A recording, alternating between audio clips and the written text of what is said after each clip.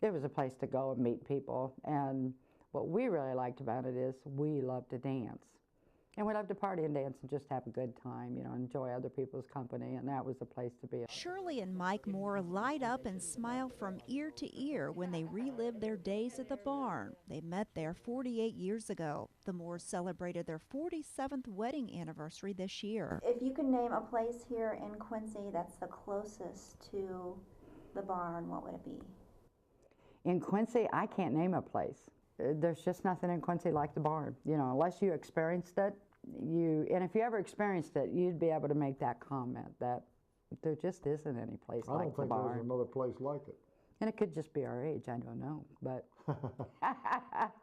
Lori Courtney's grandparents, Al and Margie Reichert, own the popular hangout. When people say, you know, were you raised in a barn, that I can actually say I was, because that's where I grew up at. I find it funny sometimes that I'll ask people if they had remembered the barn there on 36th and State, and they will always give me a story of either one, they met their wife or husband there, or two, yeah, they got in a lot of trouble, they went there and got thrown out, and they remember the bouncers. Countless fans recall the barn's fried chicken. 2 pieces of fried chicken, French fries, sitting on top of a piece of bread to soak up the grease in a brown paper bag.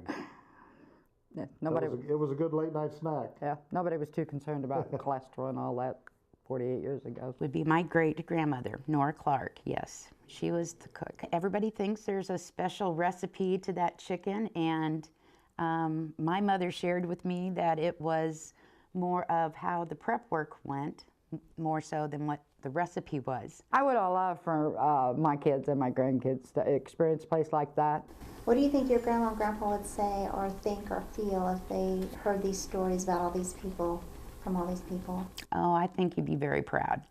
I think he wanted it to be a hot spot. I think he wanted it to be the talk of the town and to create those memories, so I think he'd be very, very pleased.